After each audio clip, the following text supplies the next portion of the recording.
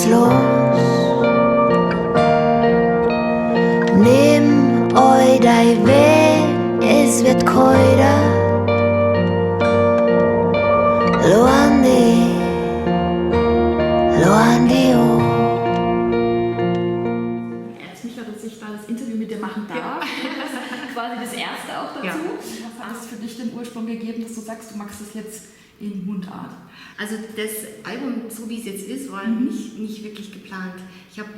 Ich bin ins Schwabenländle gefahren zu den Produzenten von Philipp Posell und habe ein ganzes Album auf Englisch aufgenommen. Und während der ganzen Zeit haben sie mich schon die ganze Zeit so ein bisschen aufgezogen, wie nett mein bayerischer Dialekt ist und so.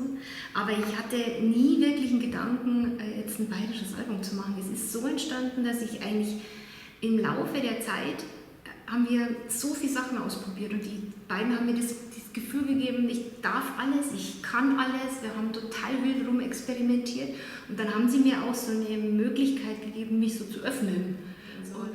Und dann habe ich mich hingesetzt und habe einen Song umgeschrieben, der gerade auflag irgendwie am Computer und dann war das so ein beeindruckendes Ergebnis. Es war nämlich eben leicht werden, dass wir da saßen und ich bekam so hektische Flecken. Und jetzt kommt's, ich wollte keine bayerische Künstlerin sein.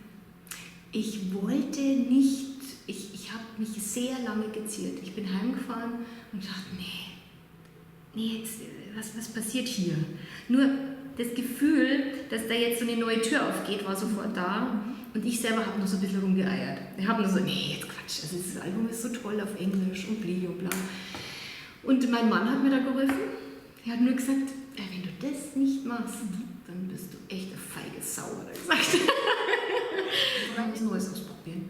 Und dass es dann so wird und auf Bayerisch wird, also sowas hätte ich im Traum, ich schwör's dir, nie gedacht. Ich habe dann wirklich im Herbst letzten Jahres die Entscheidung getroffen, dass wir das ganze englische Album in die Tonne hauen. Also ich finde, es gewinnt sehr viel mehr, weil die Texte wirklich gut geworden sind. Lustigerweise ging das ja ganz schnell. Ich habe mich hingesetzt und innerhalb von 6 Wochen war dann das ganze Album fertig und eingesungen. Und dann musste ich es nochmal mischen. Also das heißt, seit Ende letzten Jahres oder Anfang dieses Jahres ist es jetzt quasi fertig. Und ich bin ganz glücklich damit.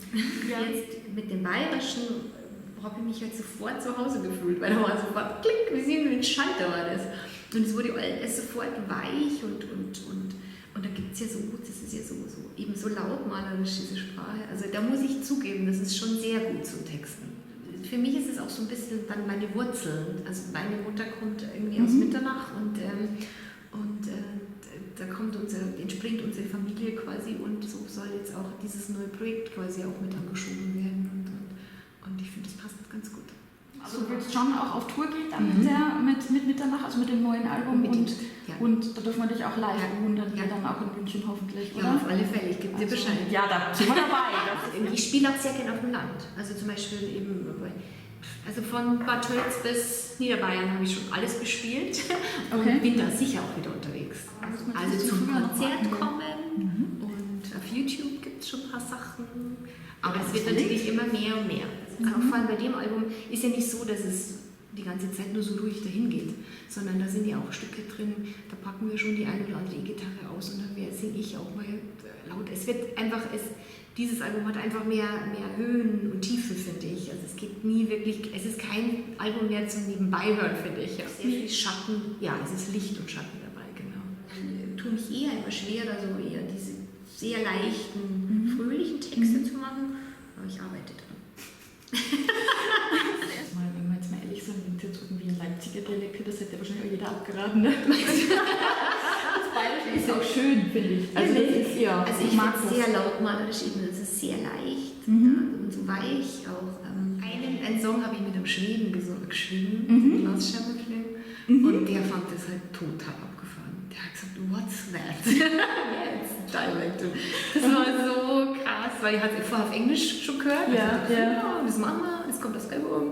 Und wie ich dann sagte, hey Magnus, tut mir echt leid, es hat sich ein bisschen was verändert. Aber selbst er fand es total cool. Also das ist einfach eine coole bayerische Musik, ohne so Volkstümen. Und das war auch mit der Grund, warum ich es dann durchgezogen habe.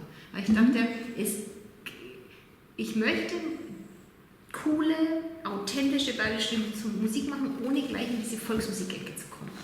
Und das ist definitiv gelungen, glaube ich. Das Zugebensfeedback ist schon gut. Ja, man merkt auch, dass du dir bei jedem Lied auch Gedanken gemacht hast.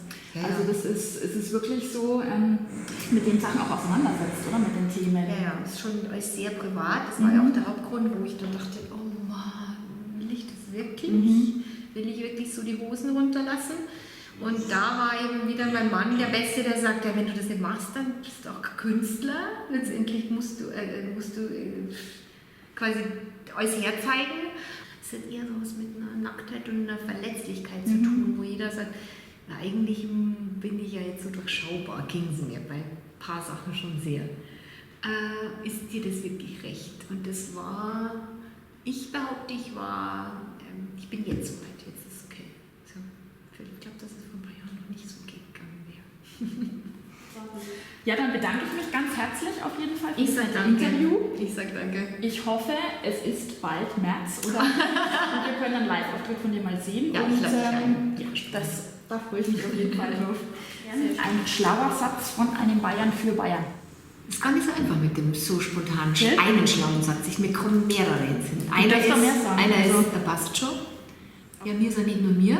Finde ich auch gerade sehr aktuell und gut. Finde toll, was da viele Künstler oder mein Freund Till Hoffmann da machen mit den ganzen Flüchtlingen. Also das mir ist ja nicht nur mir, finde ich im Moment vielleicht gerade